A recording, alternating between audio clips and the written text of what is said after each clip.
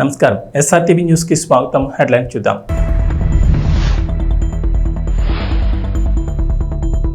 ఏపీలో పింఛన్ల పంపిణీ, లబ్ధిదారులకు స్వయంగా పంపిణీ చేసిన చంద్రబాబు.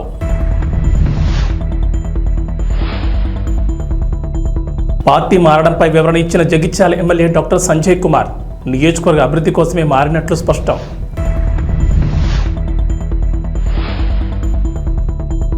కల్కి కలెక్షన్ల ప్రభంజనం, 4 రోజుల్లోనే 500 కోట్ల వసూళ్లు.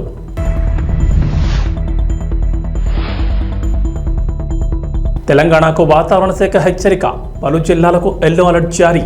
ఆంధ్రప్రదేశ్ వ్యాప్తంగా పింఛన్ల పంపిణీ ప్రారంభమైంది. ముఖ్యమంత్రి నారా చంద్రబాబు నాయుడు స్వయంగా పింఛన్ల పంపిణీ కార్యక్రమంలో పాల్గొన్నారు.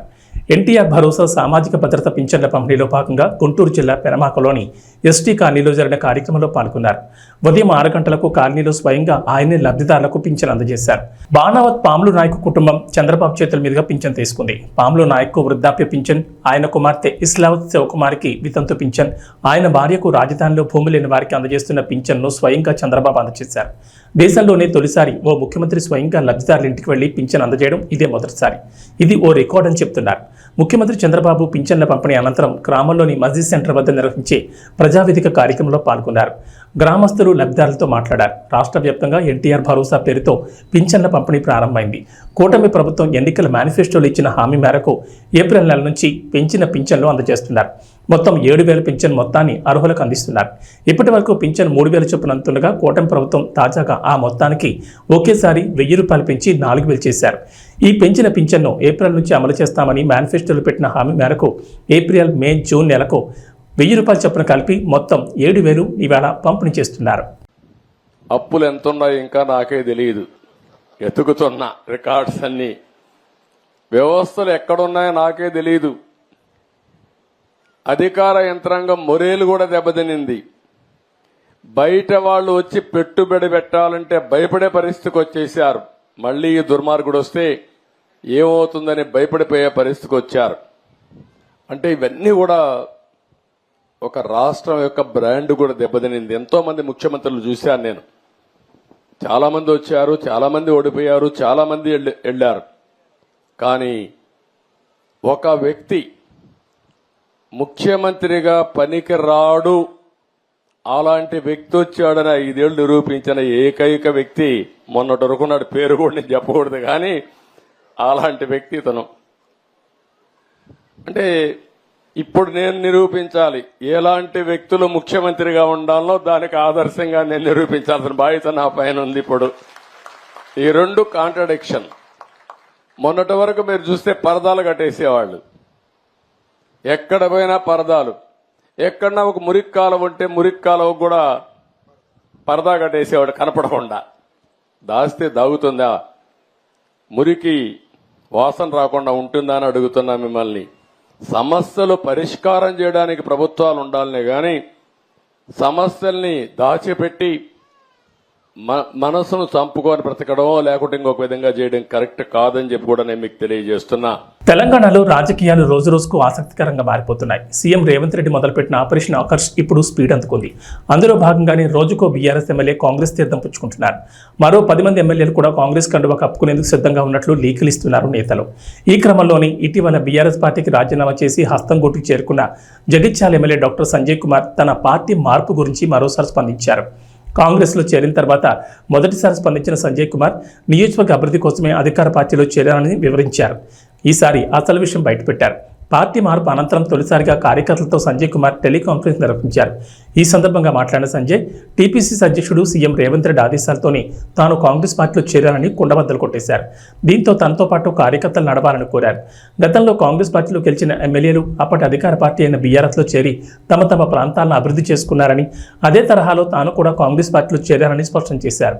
తాను ఏ పార్టీలో ఉన్నా జగిత్యాల నియోజకవర్గ అభివృద్ధి కృషి చేస్తానని సంజయ్ కుమార్ స్పష్టం చేశారు.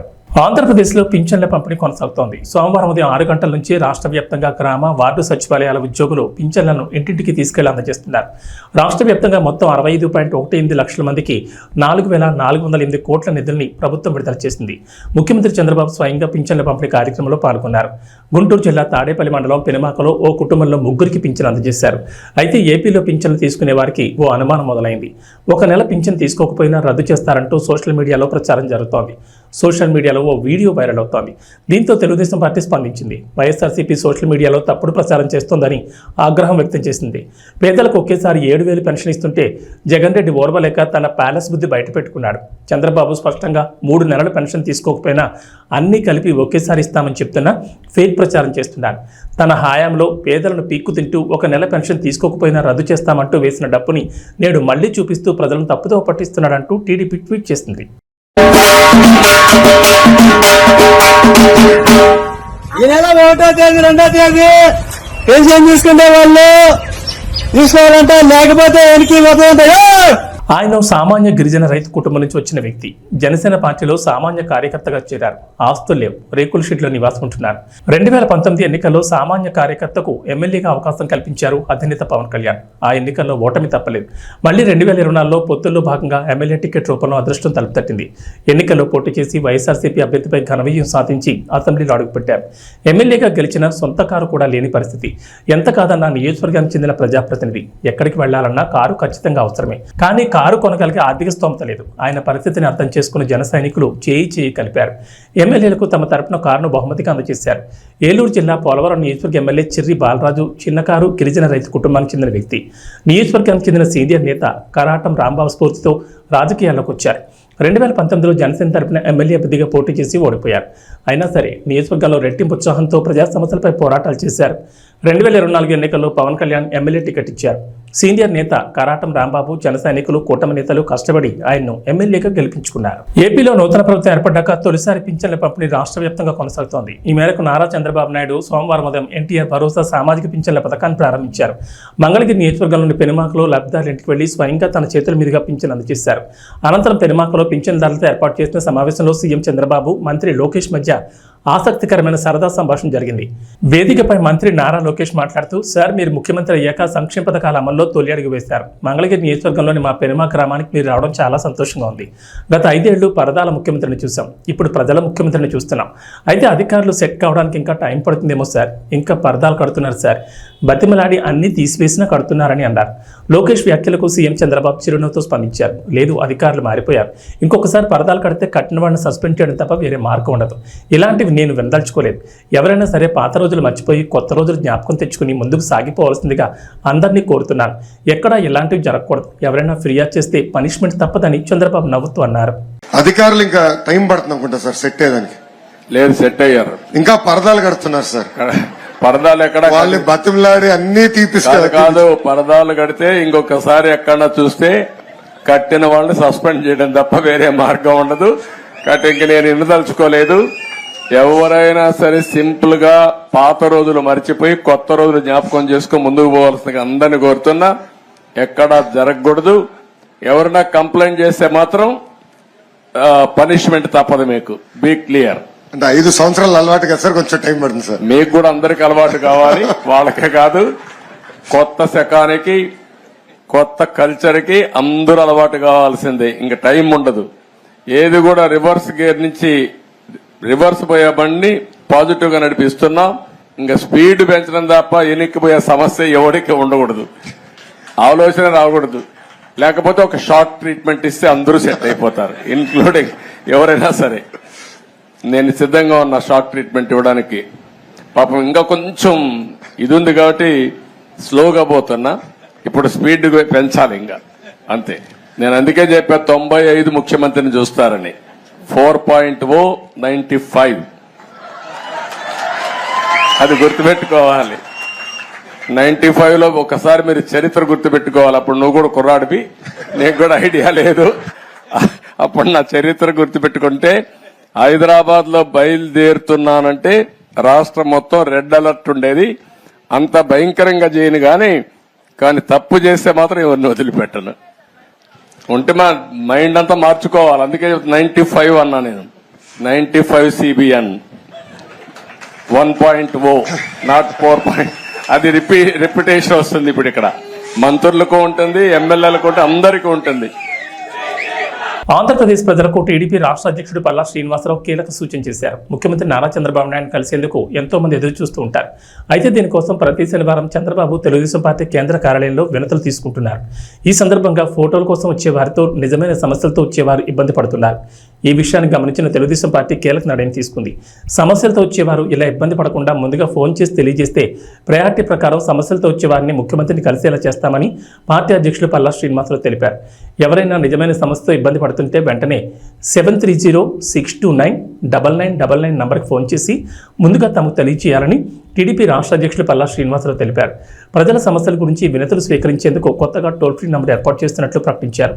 ముఖ్యమంత్రి చంద్రబాబు వినతులు ఇచ్చేందుకు జనం భారీగా తరలివస్తున్నారని, వారి వినతుల స్వీకరణ సులభతరం చేసేందుకే ఈ టోల్ ఫ్రీ నెంబర్ తీసుకొచ్చినట్లు తెలిపారు. ఎవరైనా ప్రజలు వారి సమస్యలను 7306299999 నంబర్కు ఫోన్ చేసి తెలియజేయాలని సూచించారు.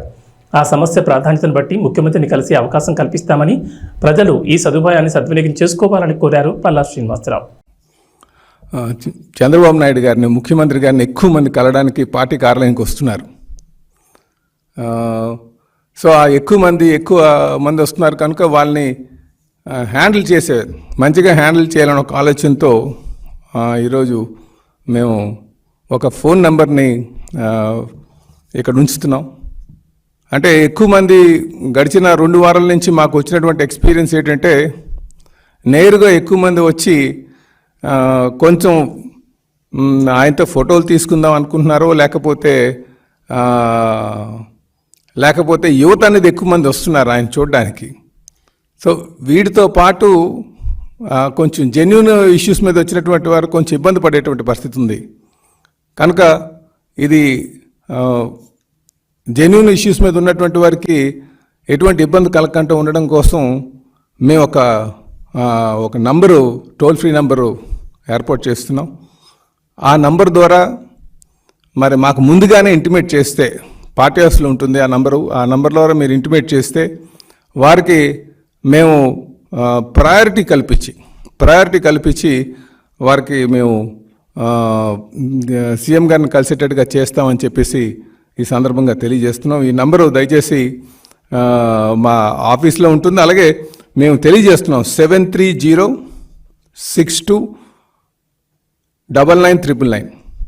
దయచేసి ఈ నంబరు అందరూ కూడా నోట్ చేసుకోగలిగితే, ఎవరైనా సరే ఈ నంబర్ కానీ ఇంటిమేట్ చేస్తే ఆ నంబరు ద్వారా మేము ఇక్కడ గ్రీవెన్స్ నోట్ చేసి వాళ్ళకి టైం స్లాట్ అంటే ముఖ్యంగా వారి కోసం ప్రయారిటైజ్ చేస్తాం. ఎందుకంటే ఆ రోజు వచ్చిన వాళ్ళు చాలా వేల సంఖ్యలో వస్తున్నారు కనుక, అలాగే 500 మందికి ఈ గ్రీవెన్స్ని లిమిట్ చేద్దాం ఫస్ట్ విడతలో అన్న ఆలోచన కూడా వచ్చామని చెప్పేసి ఈ సందర్భంగా తెలియజేస్తున్నాం. అలాగే మేము దయచేసి ఇబ్బంది ఉన్నటువంటి వారు, అలాగే స్థానికంగా ఎమ్మెల్యేస్ ఎవరైనా కలకపోతే వారు నేరుగా ముఖ్యమంత్రి గారి ఆఫీస్కి వస్తే బాగుంటుంది అనేది మా ఉద్దేశం. వారు మాత్రం ఈ నంబర్ ద్వారా మాకు ఇంటిమేట్ చేసి వాళ్ళు సమస్య చెప్తే ఆ సమస్యని మేము నోట్ చేసుకొని ప్రయారిటీ పెట్టి వాళ్ళకి ముందుగా కల్పించడానికి మేము ఇక్కడ ఏర్పాట్లు చేస్తున్నామని చెప్పేసి మరి మీ అందరికీ కూడా తెలియజేస్తున్నాం. కనుక దయచేసి దీన్ని సద్వినియోగం చేసుకోవాలని చెప్పేసి నేను ప్రజల్ని, కార్యకర్తల, నాయకుల్ని ఈ అవకాశాన్ని సద్వినియోగం చేసుకోమని చెప్పేసి తెలియజేస్తున్నాం. అలాగే సింగరేణి సీఎండీ బలరాం నాయక్ ప్రతిష్టాత్మక tree man of Telangana award వరించింది. సింగరేణి సంస్థను పర్యావరణ రహిత సంస్థగా మార్చడమే కాకుండా తానే స్వయంగా 18,000కు పైగా మొక్కలు నాటి కోల్బెల్ట్ ఏరియాలోని 6 జిల్లాల్లో 35 చిన్న అడవులను సృష్టించినందుకు గుర్తింపుగా గ్రీన్ మ్యాపుల్ ఫౌండేషన్ ఈ పురస్కారానికి ఎంపిక చేసింది. ఈ మేరకు ఆదివారం హైదరాబాద్లో నిర్వహించిన ఫౌండేషన్ 2024 అవార్డుల ప్రదానోత్సవంలో ఆ సంస్థ ఎండీ అస్తుష్ వర్మ, ఎన్టీపీసీ, ఇతర ప్రభుత్వ రంగ సంస్థల ఉన్నతాధికారులు సింగరేణి సీఎండీ బలరాంకు ఈ అవార్డును అందజేశారు. దేశంలో పర్యావరణ పరిరక్షణ కృషి చేస్తున్న ప్రభుత్వ రంగ, ప్రైవేట్ రంగ దిగ్గజ కంపెనీలు, అందులోని ప్రభావశీల వ్యక్తులకు గ్రీన్ మ్యాపుల్ సంస్థ ప్రతి ఏడాది ప్రోత్సాహక అవార్డులు అందజేస్తూ వస్తోంది. ఇందులో భాగంగా సివిల్ సర్వీసెస్ అధికారిగా ఉన్నత స్థాయిలో తీరిక లేకుండా తెలంగాణ ఉండి కూడా పర్యావరణ పరిరక్షణ కోసం వేలాది మొక్కలు నాటినందుకు గాను పురస్కారం ప్రదానం చేసింది. శనివారంతో ముగిసిన T20 ప్రపంచ కప్ 2024లో భారత్ జట్టు ఛాంపియన్గా అవతరించిన విషయం తెలిసిందే. అయితే ఈ టోర్నీలో అద్భుత ప్రదర్శన కనబరిచిన 11 మంది ఆటగాళ్లతో అంతర్జాతీయ క్రికెట్ కౌన్సిల్ జట్టును ప్రకటించింది. ఈ మేరకు జూలై 1న అధికారికంగా ప్రకటన విడుదల చేసింది. ఛాంపియన్గా నిలిచిన భారత్ జట్టు ప్లేయర్లే ఇందులో మెజార్టీ స్థానాలు సాధించడం గమనార్హం. 11 మందిలో ఏకంగా 6 భారత ప్లేయర్లే ఉన్నారు. అయితే రన్నరప్గా నిలిచిన దక్షిణాఫ్రికా నుంచి ఒక్క ఆటగాడు కూడా 11 మందిలో లేకపోవడం గమనార్హం. ఐసీసీ ప్రకటించిన 11 మంది ఆటగాళ్లలో team India captain Rohit Sharma, vice captain Hardik Pandya, Suryakumar Yadav, Akshar Patel, Jasprit Bumrah, Harshdeep సింగ్లకు చోటు దక్కింది. అయితే T20 ప్రపంచ కప్ 2024 ఫైనల్లో ప్లేయర్ ఆఫ్ ది మ్యాచ్గా నిలిచిన విరాట్ కోహ్లీకి ఈ జాబితాలో చోటు దక్కలేదు.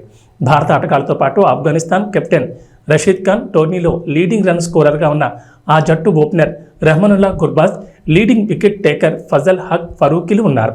ఆస్ట్రేలియా నుంచి ఆల్రౌండర్ మార్కస్ స్టోయినిస్, వెస్టిండీస్ నుంచి నికోలస్ పోరన్కు చోటు దక్కింది. 12వ ప్లేయర్గా దక్షిణాఫ్రికాకు చెందిన అన్రిచ్ నోర్జే ఎంపికయ్యాడు. ప్రభాస్, నాగాశ్విన్ కాంబినేషన్లో జూన్ 27 వచ్చిన కల్కి 2898 AD చిత్రం కలెక్షన్లలో ప్రభంజన సృష్టిస్తోంది. విడుదలైన 4 రోజుల్లోనే ఈ సినిమా 500 కోట్లకు పైగా వసూళ్లు రాబట్టినట్లు నిర్మాణ సంస్థ వైజయంతి మూవీస్ ట్వీట్ చేసింది. శనివారం వరకు ఈ చిత్రం 415 కోట్లు వసూలు చేసిన సంగతి తెలిసిందే. శని, ఆదివారం వీకెండ్స్ కావడంతో భారీ వసూలు రాబట్టింది. ఈ చిత్రంలో బిగ్ బి, అమితాబ్ బచ్చన్, విశ్వనటుడు కమల్ హాసన్, బాలీవుడ్ నటి దీపికా పదుకోనే వంటి స్టార్లు కీలక పాత్రలో నటించారు. ఇక మూవీకి పాజిటివ్ టాక్ రావడంతో వసూళ్ల పరంగా దూసుకెళ్తోంది. దగ్గరలో పెద్ద చిత్రాలు ఇవి కూడా విడుదలకు సిద్ధంగా లేకపోవడంతో కల్కి కలెక్షన్లు స్టడీగా ఉండే అవకాశం ఉందని సినీ విశ్లేషకులు అభిప్రాయపడుతున్నారు. సైన్స్ ఫిక్షన్గా తెరకెక్కిన ఈ సినిమా అభిమానులను ఉర్రతూ లెగిస్తోంది. ఇప్పటికే వివిధ రంగాలకు చెందిన ప్రముఖులు మూవీని చూసి ప్రశంసలు కురిపించారు. భారత సినిమా స్థాయిని పెంచే చిత్రాన్ని దర్శకుడు నాగాశ్విన్ అందించాడంటూ పొగడ్తలతో ముంచెత్తారు. తెలంగాణలో వర్షాలు కొనసాగుతున్నాయి. బంగాళాఖాతంలో అల్పపీడనం కొనసాగుతోంది. ఇటు ఉత్తర ఒడిశా, పశ్చిమ బెంగాల్ తీరాలకు ఆనుకుని ఉపరితల ఆవర్తనం నైరుతి దిశగా కొనసాగుతోంది. ఈ అల్పపీడనం ఉపరితల ఆవర్తనం ప్రభావంతో వర్షాలు కురుస్తాయని అంచనా వేస్తోంది వాతావరణ శాఖ. కొన్ని జిల్లాల్లో భారీ వర్షాలు కురిసే అవకాశం ఉందని తెలిపింది. రాష్ట్రంలో మరో 3 రోజులు బలమైన ఈదురుగాలులు, ఓ మోస్తరు వర్షాలు కురుస్తాయని వాతావరణ శాఖ తెలిపింది. ఇవాళ నల్గొండ, సూర్యాపేట, ఖమ్మం, భద్రాద్రి కొత్తగూడెం, పెద్దపల్లి, జగిత్యాల, మహబూబాబాద్, కరీంనగర్, భూపాలపల్లి, ములుగు, ఆదిలాబాద్, కొమరం భీం, ఆసిఫాబాద్, నిర్మల్, మంచిర్యాల జిల్లాలకు వాతావరణ శాఖ ఎల్లో అలర్ట్ జారీ చేసింది. రాష్ట్రంలో అత్యధికంగా వికారాబాద్ జిల్లా తాండూరులో 5.1 సెంటీమీటర్లు, నిజామాబాద్ జిల్లా పోతంగల్లో 4.8 సెంటీమీటర్లు, నిర్మల్ జిల్లా లోకేశ్వరం మండలం అబ్దుల్లాపూర్లో 4.8, బాసర 4.3, నిజామాబాద్ జిల్లా బోధన్ మండలం కల్దుర్తిలో 3.9 సెంటీమీటర్ల వర్షపాతం నమోదైంది.